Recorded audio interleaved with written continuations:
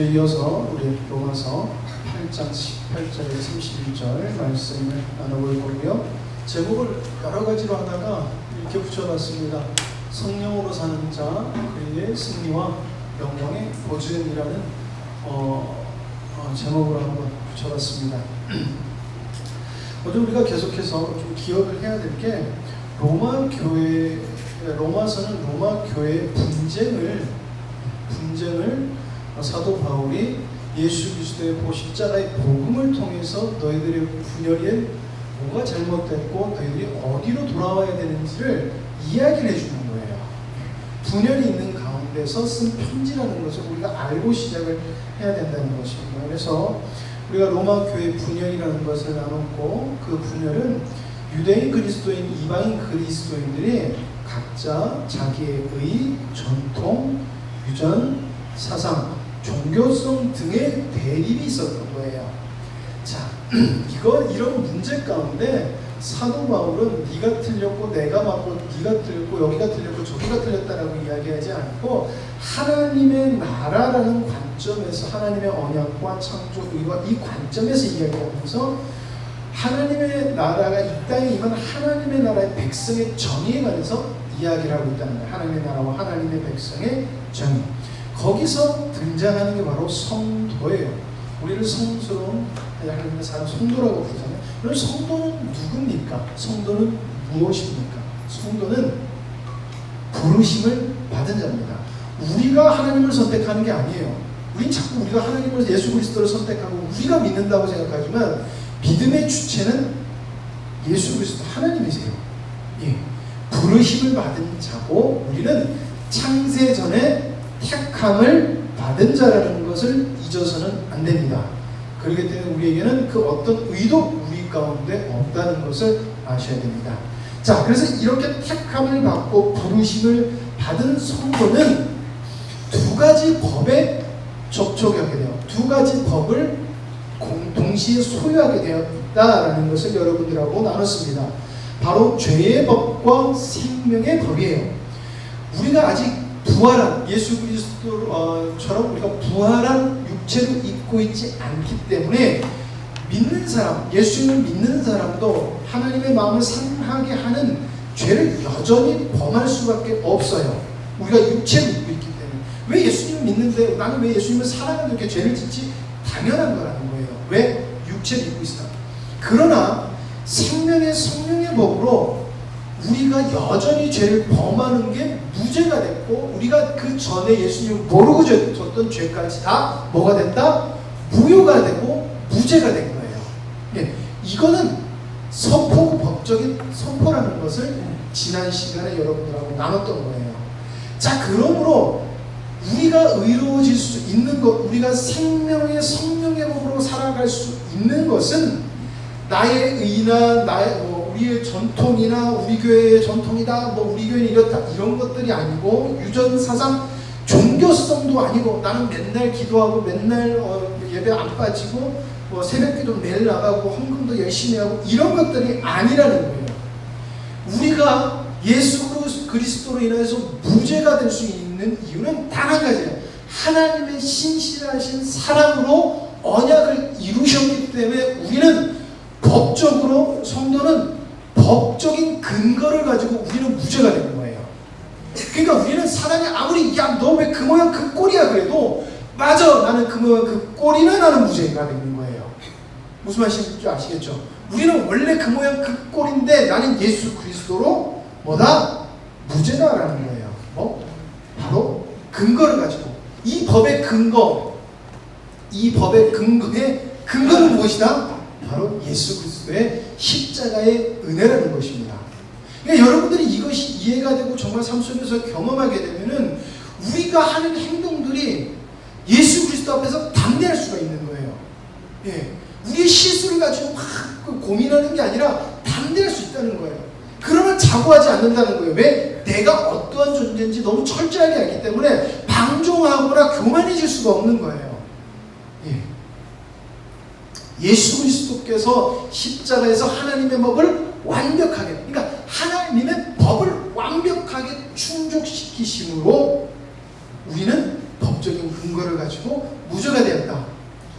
이걸 이렇게 말할 수 있는 거예요. 창조 의도인 성부가 성조에게 준 영혼을 구원하신 거예요.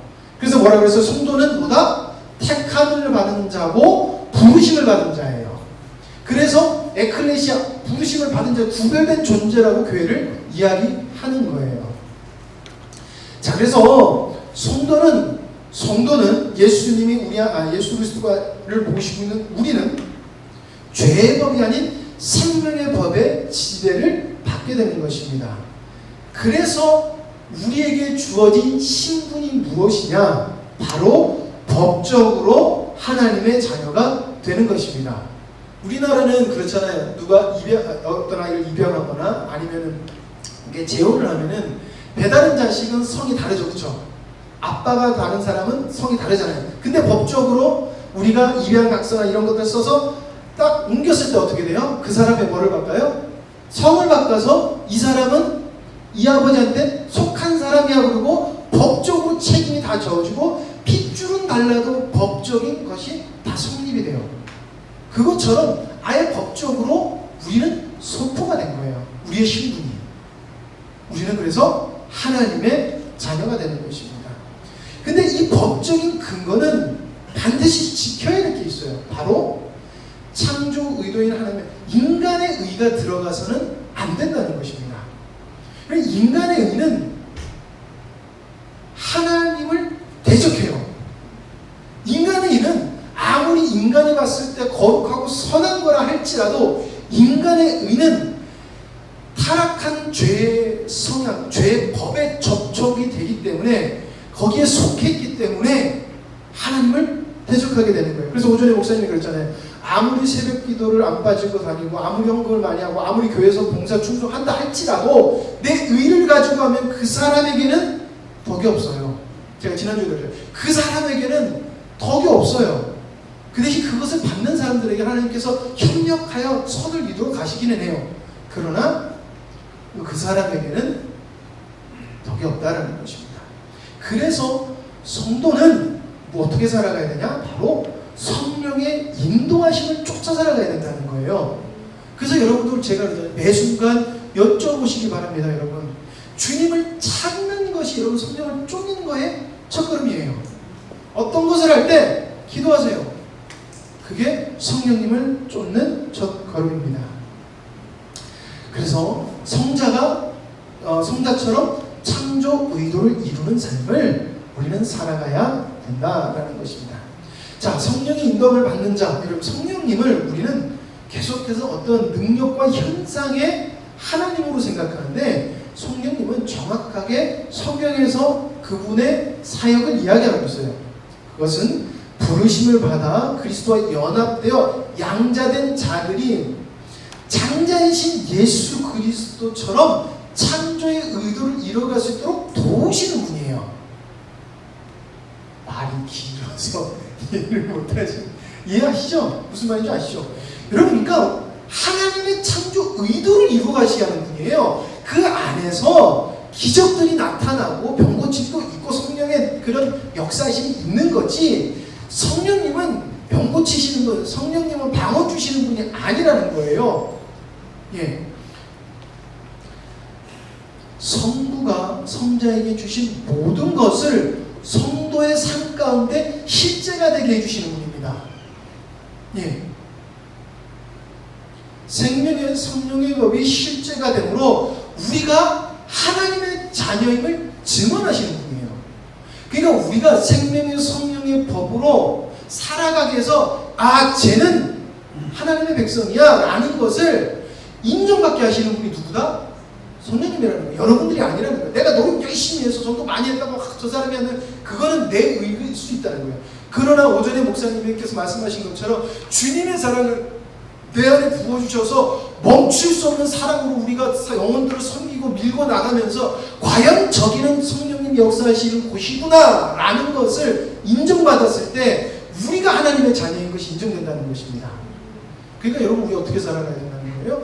성령의 인도하심을 정말 간절히 추구하고 살아가야 되고 간절히 그걸 놓고 기도해야 된다는 것입니다. 근데 이렇게 되는 것이 막연한 것이 아니라 법적으로 선포된 거라는 것입니다. 법적으로 이루어졌고 선포됐고 선고하신 거예요. 그래서 땅 두드렸어요. 그래서 이렇게 하는 사람은 반드시 그렇게 된다는 것입니다. 여러분 믿으시기 바랍니다. 그리고 여러분들 삶에서 정말 성령의 인도하심이 인정되길 원해요. 인정되기를 정말 원합니다. 그게 하나님 우리 교회에 원하시는 거예요. 자, 그런데 성경에서 이렇게 얘기합니다. 성령의 인도함을 받는 사람은 필연적 고난이 따른다라고 이야기합니다. 로마서 8장 17절 말씀입니다. 같이 읽겠습니다. 시작.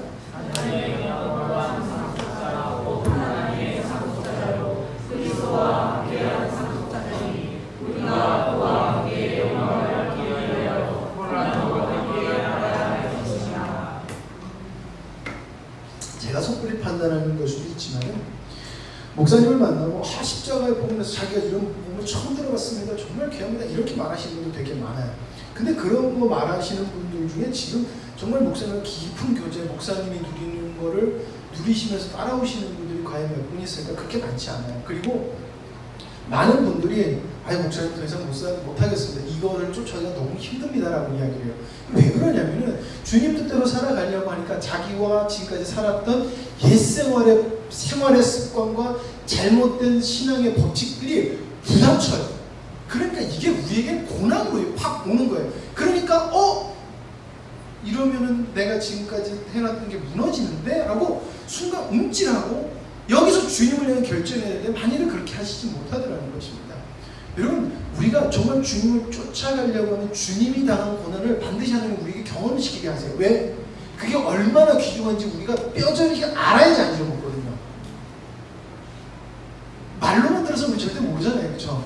어디 좋은데 보고 온 사람이 야 거기 좋더라, 우와 정말 좋더라 해봤자 몰라요. 왜? 난 안 가봤거든. 안 가서 몰라요. 근데 그거 보고 오면 야 정말 좋더라, 너도 가봐. 네. 그러면 진짜 좋은가? 그러다가 어떤 그거 가보면 또 그 사람도 뭐라 그래요? 야 정말 좋더라. 이게 그렇게 되는 거예요. 왜? 봐야지 하는 건데, 경험해야지 하는 건데 우리는 그거로 들어가지 않는다는 거예요. 이렇게 말하고 있어요. 그와 함께 영광을 받기 위해서 뭐도 먼저 해야 된다?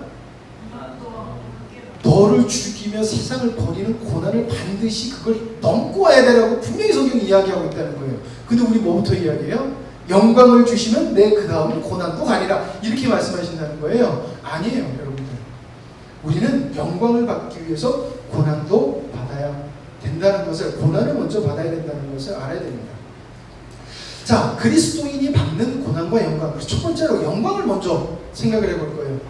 자, 사도 바울이 영광에 대해서 이야기를 합니다. 생각하건대 현재의 고난은 장차 우리에게 나타날 영광과 비교할 수 없다. 영광이 지금 저 뒤에 있는 것을 이야기를 해요. 근데 이것은 뒤에도 있지만 현재이기도 해요. 이거 반드시 알아야 됩니다. 왜냐하면 하나님의 나라의 영광을 이걸 얘기를 하는 건데 결국에는 하나님의 나라는 지금 임했고 장차 임할 것이 두 가지가 동시에 가기 때문에 그렇습니다. 자, 그러면 사도 바울이 말하는 영광이 뭐냐라는 거고, 우리가 정말 이 영광을 누리고 있는가, 이걸 바라보고 이걸 소망하고 있는가를 생각해 봐야 돼요. 여러분, 사도 바울이 말하는 영광은 이것입니다. 하나님의 창조 의도를 작정하심과 그것을 이루심과 그 결과의 완벽함이라는 것입니다. 다시 한 번 더 얘기하겠습니다. 제가 적었지만 최대한 이해되게 적는다고 적었는데, 하나님의 창조 의도를 작정하심과 그것을 이루시고 그 결과가 완벽한 게 영광이라는 거예요. 이게 뭐냐면요, 하나님께서 창조 의도를 가지시고 이것을 작정하셨구나 성도가 깨달아요. 근데 그것을 보니까 이루시는 분이 누구예요? 하나님이시구나. 근데 그 결과를 보니까 어떻게 해요? 완벽하구나. 진짜 하나님만이 완벽하고 온전하시고 위대하시구나라는, 이게 우리가 팍 온다는 그 영광을 말하고 있는 거예요. 여러분, 우리가 하나님 앞에 우리가 천국 갔을 때 여러분들 우리가 천국에서 누리는 게 뭔 줄 아십니까? 하나님의 위대함과 그 완벽하심을 그대로 우리가 접할 수 있는 거예요. 그래도 우리가 죽지 않는 거예요. 원래 인간은 타락해서 하나님의 영광과 위대하심을 이렇게 목도하게 되면은 인간은 그냥 죽어버려요. 그러나 우리가 예수 그리스도로 말미암아 우리가 다시금 구원을 받고 우리가 회복됨으로 말미암아 이 땅에서부터 영광을 맛볼 수 있는 존재가 된 거예요. 근데 이 땅에서는 죄의 법, 옛 육체를 입고 있기 때문에 그게 간헐적이라는 거예요. 그래서 우리가 주님을 향해 달려가면서 계속 그걸 요구하고 원하고 바라고 가요. 그렇게 되면 우리의 신앙이 성장하게 돼요. 성장하게 된다는 거예요. 그러면은 주님이 더 위대함과 크신 보게 되는 거예요. 그래서 평균적으로 연세가 많으신 분들이 더 주님을 크게 보고 더 많이 누리게 되는 거예요. 그다음에 나이가 중요한 건 아니에요. 근데 그 위대함과 여러분 그러잖아요. 어떤 일을 한 다음에 주님이 역사하시는 거 보면 귀하다, 좋다라고 이야기하잖아요. 근데 우리가 감당할 수 없을 정도로 완벽함을 우리가 경험하게 될 거라는 거예요. 그게 하나님이 약속하신 영광이라는 것입니다. 그래서 모든 언약, 우리가 보는 성경의 모든 언약이 정말 정확하고 하나도 틀림없이 이루어진 것을 우리는 하나님 앞에 각하고 그게 우리의 기쁨과 영원토록 찬양하는 근원이 된다는 것입니다. 그리고 그 완벽함이 하나님의 양자된 성도 가운데서 나타날 거라는 거예요. 이 말은 여러분들과 저의 속에서 나타날 것이라는 것입니다. 여러분, 우리가 완벽해야 된다면 모든 게 완벽해야 된다라고 얘기 아니에요. 우리가 주님을 의지하고 했을 때 주님께서 우리에게 주신 열매는요, 완벽한 거예요. 그게 작은 거일지라도 완벽한 거예요. 인간은 연약해서 모든 것에 완벽할 수는 없어요. 그러나 우리가 주님을 쫓아 나갔을 때 사람이 봤을 때는 부족하고 별로인 것 같아도 그 결과는 완벽한 거예요. 왜? 그것을 이루신 분은 하나님이시고 언약이 이루어진 거기 때문에 그래요. 예. 이것은 절대 인간적 영광이 아니에요. 우리가 믿음을 잘 지켰더니 우리가 확 존귀해서 사람들이 우리 보고 우와 한다는 거 아니에요. 여러분, 저기 카타쿰이나 아니면은 원형 경기장에서 로마 시대 때 죽었던 사람들이 그 사람들 보고 와 멋있다, 정말 주님의 사람이다 이렇게 박수 쳤어요? 아니에요. 한참 뒤에 믿음의 후배들이 그 모습을 보면서 과연 거기에 하나님이 역사하셨구나라고 인정이 되고 역사하신 하나님을 발견한 거지, 그 속에서는 그들은 조롱받고 비참하게 찢기고 죽었다는 것이에요. 그러나 그들은 영광이 그들에게 가득했다는 거예요. 그게 왜 영광인지 나중에 다시 조금 더 말씀드릴게요. 이 땅에서 하나님의 백성이 생명의 성령의 복을 경험함으로 이 땅에 하나님 나라가 임하는 것을 경험하게 될 것이라는 것입니다. 이게 영광이에요. 여러분, 우리는 반드시 천국을 이 땅에서 경험해야 돼요. 천국이라는 건 여러분들 마음이 다 편안하고 안락한 상태를 말하는 게 아니에요. 하나님의 뜻이 이루어진 걸 말하는 거예요. 하나님이 우리의 주인 되시고 하나님이 거기 임재하셔서 하나님의 역사하시는 걸 경험하는 것이 하나님의 나라인 거예요. 그걸 경험한다는 거예요. 그래서 제가 우리가 여름 집회를 기도할 때 그렇게 기도해야 된다는 거예요. 하나님이 주인 되시고 하나님께서 역사하심을 여러분은 경험해야 된다는 거예요. 우리가 그걸 고백해야 된다는 거예요. 그러면 이게 부족한 것도 있고 조금 우리가 마음에 조금 이렇게 안타까운 것도 있을지 몰라도 그거는 완벽한 게 되는 거예요. 왜? 하나님이 주관하셨으니까. 장차 부활했을 때 주님과 같이 새로운 몸을 입고 부활할 것을 우리에게, 그래서 계속 사도 바울은 그 기대를, 그 소망을 자꾸 이야기하는 것이에요. 왜? 나중에 우리는 그 완벽함을 볼 것이야 라는 것을 이야기하고 있다는 것입니다. 자, 그런데 중간에 굉장히 재미난 그 구절이 있어요. 피조물이 고대하는 바는 하나님의 아들들이 나타나는 것이, 피조물이 허무한데 굴복하는 것은 자기 뜻이 아니요 오직 굴복하게 하시는 이로 말미암음이라.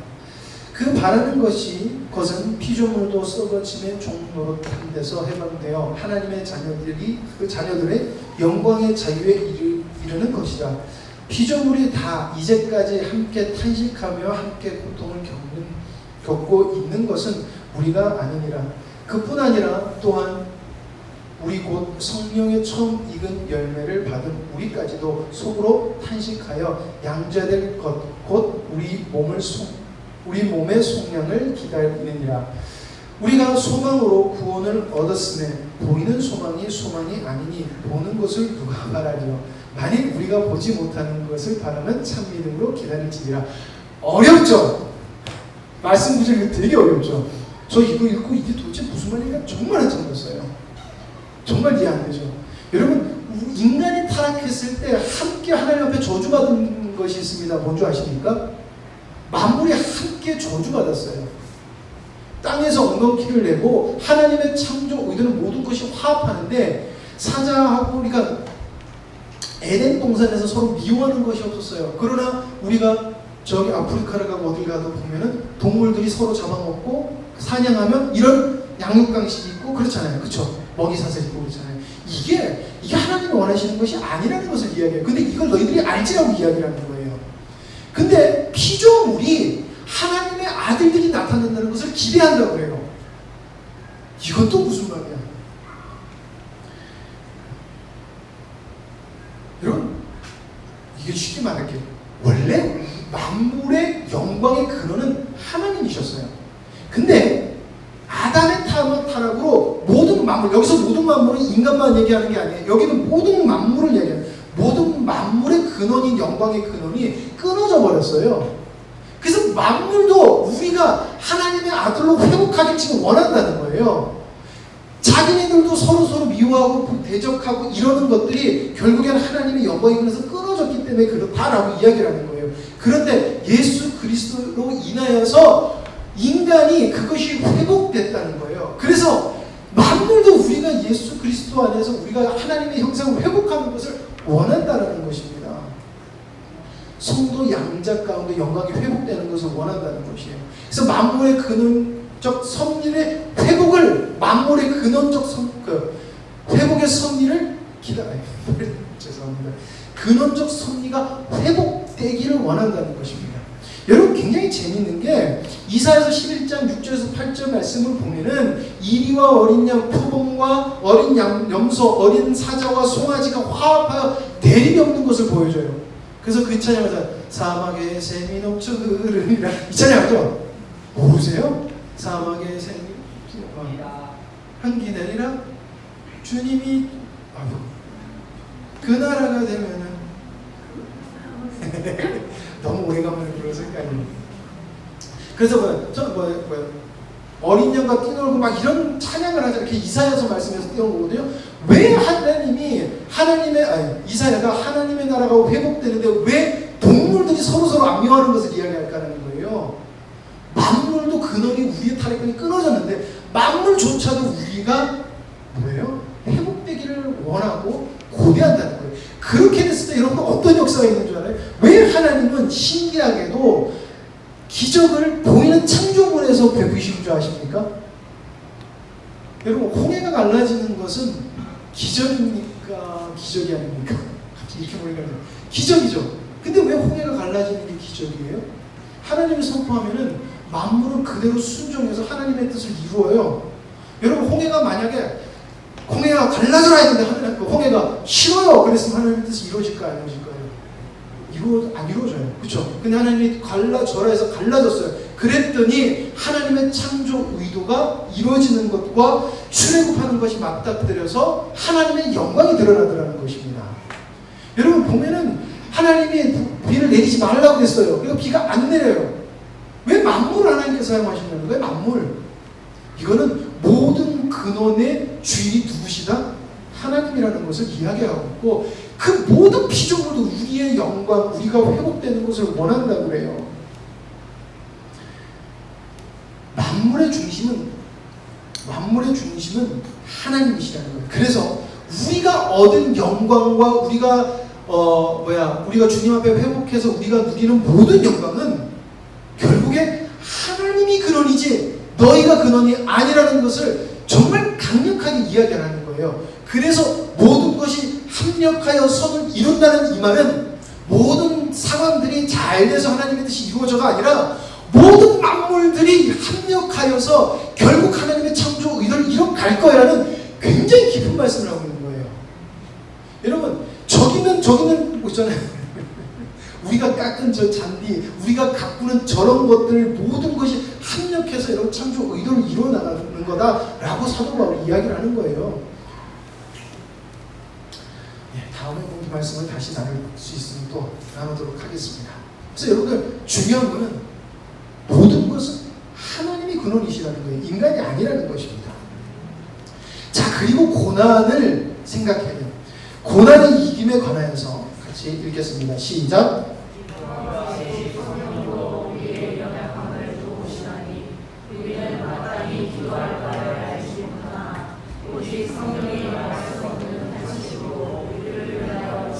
강구하시느니라. 아멘. 여러분, 우리는 마땅히 기도할 바를 알지 못하나라고 성경에서 정확하게 이야기하고 있어요. 여러분, 제가 여러분들에게 자꾸 이야기하는 것 중에 뭡니까? 여러분들이 옳다고 생각하는 것에 너무 갑작스럽게 움직이지 마세요. 반드시 기도해보고 주님한테 응답 받고 이야기하세요. 우리는 타락한 육체를 입고 있기 때문에 우리는 바로 정확한 것을 판단해낼 수 있는 능력이 없어요. 여러분, 우리는 고난 속에서 뭐 해야 됩니까? 우리 고난이 와요. 그럼 우리 뭐 해요? 뭐 해야 된다고 그래요? 어려운 일 있을 때 고생 우리 뭐라고 그래요? 기도해야 돼. 그죠? 그죠? 예, 기도해야 됩니다. 이거 정답입니다. 우리 기도해야 됩니다. 그런데 그럼 왜 기도해야 될까요? 영원아, 왜 기도해야 될까? 아니요, 고난 속에서 기도해야 되는데 왜 고난 속에서 기도해야 될까요? 고난으로만. 고난을 이길 힘이 우리에게 없기 때문에 그렇습니다. 그래서 우리 하나님 고난 이기게 해주세요 우리 기도하잖아요. 근데요, 성경은 우리가 그렇게 기도하는 것을 뭐라고 평가하냐면 우리는 기도할 바를 모른다라고 평가를 해요. 여러분들 기도하시잖아요. 하나님, 우리가 고난인데 기도하는데 하나님 이거 해결해 주세요. 하나님 이거 우리를 주님 영광을 위해서 기도해 주세요라고 하는데 우리가 기도할 바를 알지 못하는 존재임을 성경이 지금 우리한테 이야기를 하고 있는 거예요. 그리고 뭐라고 얘기해요? 성령의 도우심이 없이는 절대 너희는 뭘 기도해야 되는지 몰라라고 선포하는 거예요. 그렇기 때문에 여러분들 어떤 일이 있으면은 성령의 인도하심을 받고 성령이 먼저 성령 하나님께서 무엇을 원하시는지를 먼저 깨달아야 돼요. 그리고 나서 기도하시고 그리고 나서 조언하시고 그리고 나서 섬기세요. 그랬을 때 분명히 여러분들 마음속에 여러분들의 삶 속에 온유함과 겸손함과 주님의 사랑이 들어갈 수밖에 없어요. 왜냐하면 예수님은 그렇게 안 하셨거든요. 우리가 하는 방식으로 안 하셨다는 거예요. 이게 인간 정도의 정의예요. 그러니까 여러분들 스스로 너무 기대하지 마세요. 우리는 원래 불합격이에요. 그러니까 여러분들 너무 우리를 갖추고 실망하지 마세요. 나는 왜 이런 사람인가? 라고 받아들이세요. 그냥. 네.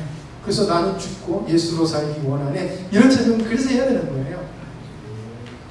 자, 그리고 다시 이야기합니다. 오직 성령이 말할 수 없는 탄식으로 우리를 위하여 간구하시느니라. 여러분, 이거는 성령께서 성도들의 편에 서서 그들이 의식하지도 못하고 깨닫지도 못하는 사실을 미리 아시고 성도들을 위해서 하나님께 간구하세요. 그런데 어떻게 간구하시냐? 우리의 마음도 100% 하시고 하나님의 마음도 정확하게 알고 기도하신다는 거예요. 여러분, 기도는 반드시 정확하게 해야 돼요. 이 말씀도 많이 들어보시죠. 정확한 기도해야 돼. 우리 바른 기도해야 되라고 하지만은 여러분, 바른 기도가 뭐예요? 우리의 철저한 우리의 상태와 이것에 관한 하나님의 마음이 정확하게 아는 것이 바른 기도예요.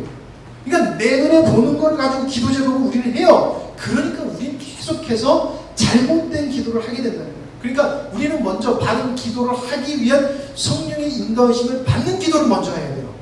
그리고 나서 그것이 확증되는 것을 어떻게 볼 수 있냐? 주님의 역사하심을 통해서 볼 수 있다는 거예요. 그랬을 때 우리가 해야 될 거는 주님의 음성에 순종하고 예수 그리스도가 사신 온유함과 겸손과 사랑으로 살아가는 것으로 해야 된다는 것입니다. 그래서 우리는 성령님의 간구의 정확성을 알아야 된다는 것입니다. 예. 그래서 사도 바울이 이렇게 이야기를 하고 있는 것이에요. 같이 읽겠습니다. 시작. 마음을 살피시는 이가 성령의 생각을 아시나니 이는 성령이 하나님의 뜻대로 성도를 위하여 간구하시니라. 우리가 자녀들을 놓고 기도하고 어떤 걸 놓고 기도하고 교회를 놓고 기도할 때 우리 대부분 뭘 놓고 어떻게 기도해요? 내 생각과 내가 봤을 때 이게 옳다라는 것을 가지고 기도해요. 근데 하나님 분명히 성령님 뭐라고 그러고 있어요?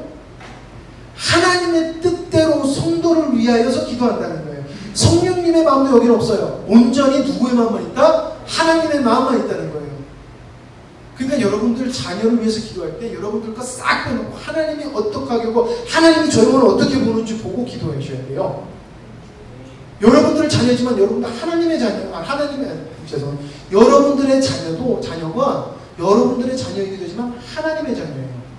그리고 걔네들은 하나님의 인도함을 받아야 돼요. 그러기 위해서 우리는 하나님이 원하시는 기도를 정확하게 그들에게 해줘야 돼요. 예. 그리고 그대로 살아가도록 인도해내야 돼요. 분명히 성부는 성령은 성부의 마음을 정확하게 알고 있다는 것입니다. 이게 연합된 자의 모습이에요. 연합된 존재의 모습이에요. 그래서 성자는 성부의 마음을 안다라고 분명히 얘기했고, 내 아들은 나의 마음을 안다라고 성부께서도 말씀하신 거예요.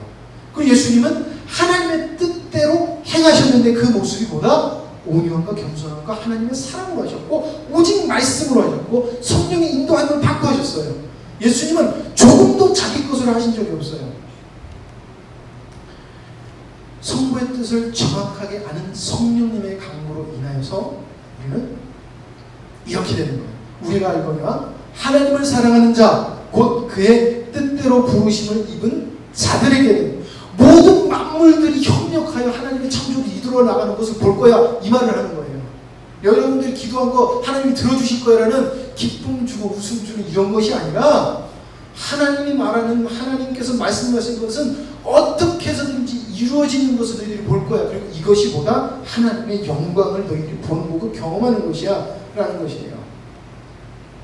인간의 생각이 아닌 성령님의 인도하심의 절대성이에요.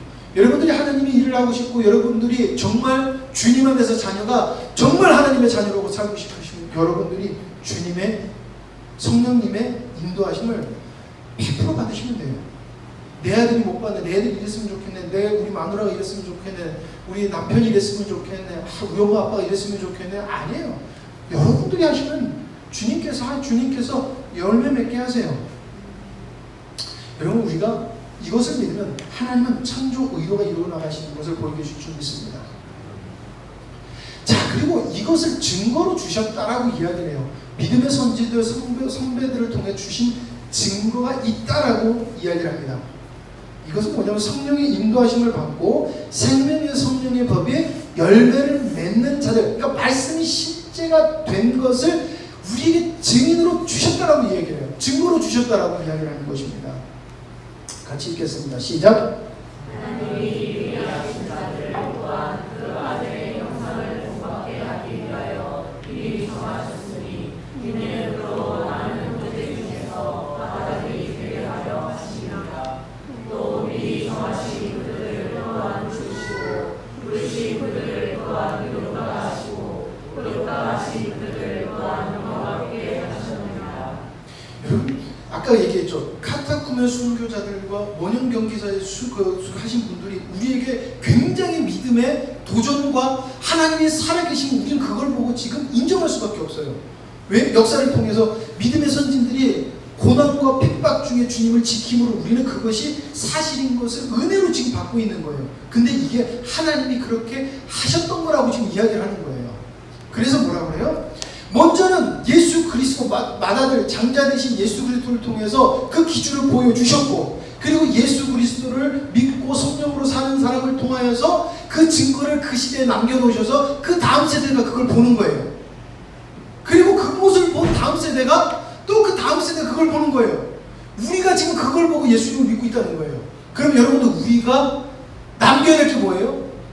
우리가 믿음으로 살고 우리가 성령으로 쫓아 살므로 말미암아 다음 세대들이 봤을 때 저게 믿음이야 라고 하는 것을 우리는 다음 세대에게 남겨야 된다는 거예요. 우리도 은혜를 받지만 우리는 반드시 그걸 남겨야 돼요. 그래서 이렇게 얘기하는 거예요. 우리는 예수 그리스도인으로 창조이는 하나님의 양자가 됐어요. 양자가 된 자들이 창자를 닮은 아들들이 되어야 되는 거예요. 그래서 지난주에 성화라고 얘기했어요. 그래서 연합된 주님과 연합된 성령으로 인한 삶을 통해서 다른 아들들도 얻어서 우리가 증거가 돼야 된다는 거예요. 그리고 그들을 섬겨야 돼요. 그렇게 되면 어떻게 돼요? 그들이 또한 다음 세대의 믿음의 증인이 된다는 거예요. 지금 사도 바울이 되는 영화로운 것을 경험한, 영광을 경험한 자들이 될 거라는 것이에요. 즉 성령께서 강구한 것들이 성도에게 적용이 될 거다라는 것입니다. 그래서 여러분 합력하여 선을 이룬다는 말을 하는 것이에요. 여러분 그리스도인이 고난을 받으나 승리하는 것과 승리로 인해서 받을 영광이 보증이 되시는 하나님을 사도 바울이 쭉 이제 이야기합니다. 그런즉 이 일에 대하여 우리가 무슨 말을 하리요? 만일 하나님이 우리를 위하시면 누가 우리를 대적하리요? 자기 아들을 아끼지 아니하고 우리 모든 사람을 위하여 내어주시니가 어찌 그 아들과 함께 모든 것을 우리에게 주시지 아니하겠느냐. 그냥 여러분 이 말이 그냥 쉽게 툭 던지는 말이 아니라는 거예요. 그 앞에 많은 하나님의 언약과 그 복잡한 하나님의 섭리와 인도하심을 다 포함해서 이야기를 하는 거예요. 그거의 근원에 대해서 이야기를 한다는 거예요. 제가 계속해서 우리는 생각보다 성경 모르고 생각보다 하나님의 언약을 몰라요. 생각보다 몰라요. 정말 깊이 몰라요. 그러니까 사도 바울이 이걸 얘기를 하는 것은 로마 교인들은 이걸 지금 이해해요. 그냥 툭 던지면 이해하는 상태였어요. 근데 우리 이거 던지면 모르는 말씀들이 너무 많잖아요. 그게 우리 수준이라는 거예요. 그게 우리 수준. 이걸 받아들여야 돼요. 그래서 우리는 더 열심히 주님의 말씀을 봐야 되고 배우기를 원해야 된다는 것입니다. 이건 승리의 보증을 얘기하시는 거고요. 자, 누가 능히 하나님께서 택하신 자들을 고발하려 의롭다 하신 이는 하나님이시니 누가 정죄하려 죽으실 뿐 아니라 다시 살아나신 이는 그리스도시니 그는 하나님 우편에 계신 자요 우리를 위하여 간구하시는 자신이라. 연약함에 보증되시는 분이라는 거예요. 그리고 법적인 선고라는 것을 다시 한 번 더 사도 바울이 이야기를 하는 것입니다. 누가 우리를 그리스도의 사랑에서 끊으려 환난이나 공고나 박해나 기근이나 적신이나 위험이나 칼이랴 기록된 바 우리가 종일 주를 위하여 죽임을 당하게 되며 도살당할 양같이 여김을 받았나이다 함과 같으니라. 그러나 이 모든 일에 우리를 사랑하시는 이로 말미암아 우리가 넉넉히 이기느니라. 내가 확신하노니 사망이나 생명이나 천사들이나 권세자들이나 현재일이나 장래일이나 능력이나 높음이나 깊음이나 다른 어떤 피조물이라도 우리를 우리 주 그리스도 예수 안에 있는 하나님의 사랑에서 끊을 수 없느니라. 여러분 이거는요 내가 이렇게 해서가 아니라 이건 하나님 이렇게 확증하신 거예요. 사도 바울은 이거 야라고 얘기하는 이거 수 있어라고 이야기하는 거예요. 이거 야라는 것입니다. 예수 그리스도의 사랑은 여러분 절대 끊을 수 없다는 것입니다. 절대 끊을 수 없다는 거예요. 여기 여러 가지들 이야기를 얘기하고 뭐 공고나 박해, 기근, 적신, 위험, 뭐 사는 것, 죽는 것, 생명, 사망 뭐 이런 걸 얘기하는데 여러분 우리가 생각하는 것들과 아무리 아닐지라도 아무리 우리의 눈에는 비관적일지라도 하나님이 약속하셨기 때문에 절대 우리는 사랑에서 안 끊어진다는 얘기를 하는 거예요. 그게 하나님이시라는 것입니다. 그 사랑을 받고 있는 존재가 누구예요? 우리예요. 오전에 목사님께서 그랬잖아요. 믿음이라는 건 하나님의 사랑을 받아들이는 거예요. 여러분 어떤 사람이 하나님의 사랑을 받아들일 수 있을까요? 하나님을 사랑하는 것이라고 했죠. 받아들이는 거. 그럴 때 우리는 하나님을 사랑할 수 있게 돼요. 여러분 우리는 하나님을 사랑하려고 애써요. 근데 하나님을 사랑하려면 반드시 하나님의 사랑을 먼저 받아야 돼요. 하나님의 사랑을 먼저 받지 않으면 절대 하나님을 사랑할 수 없어요. 왜냐하면 하나님의 사랑의 기준은 우리 인간의 기준하고 완전히 다르기 때문에 그래요. 그래서 하나님의 사랑이 어떠한 사랑인지를 알아야 돼요. 그러려면 예수 그리스도로 가야 돼요. 그래서 사도 바울이 자꾸 예수 그리스도 십자가라고 이야기를 하는 것은 유일한 방법이에요. 그래서 여러분들 저는 그렇습니다. 여러분들 주님 만나셨고 주님 아시는 줄 믿습니다. 그러나 여러분들 주님을 더욱더 깊이 만나고 우리 하나님은 우리가 100% 알아갈 수 없을 정도로 위대하시고 크신 분이에요. 그러면 우리는 이 땅을 살아가는 동안에 멈출 수 없는 거예요. 뭘요? 하나님을 알아가고 하나님을 더 깊게 살아가는 것을 멈출 수가 없어요. 그게 여러분들에게 복이요 여러분들의 신앙의 능력의 근원이 될 줄 믿습니다. 한 주 동안 주님의 사랑을 정말 충만히 누리시는 여러분들 되길 원합니다. 기도하시겠습니다. 하나님 아버지 감사합니다. 하나님 말씀을 나누고 이렇게 볼 때 또 말씀을 준비하면서 참 주님의 말씀이 무시한 저를 보고 안다라고 하지만 여전히 몰랐고 바르게 기도한다 했으나 하나님 아버지 바르게 기도하지 못하는 저를 보면서 하나님 아버지 참 마음으로 괴롭고 하나님 아버지 주님 앞에 부끄러운 모습이나 그러나 내 모습이 어떻든지 주님께서는 나를 받아주시고 나를 주님의 사랑에서 절대 놓지 아니하시는 주님을 발견함에 너무나 아버지 하나님 마음이 잔잔하지만 그 사랑이 감격합니다.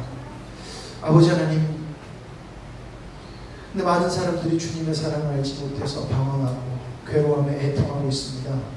내가 얼마나 그 애통함을 가지고 함께 울고 주님께서 우는데 나는 얼마나 울고 있고 영혼들을 위하여서 정말 그 마음이 내 마음이 되기를 위해서 기도했는지 돌이켜볼 때 주님 기도한다고 했으나 알지 못하는 기도를 했고 나도 내가 모르는 기도를 하는 그런 연약하고 어리석은 존재임을 발견합니다.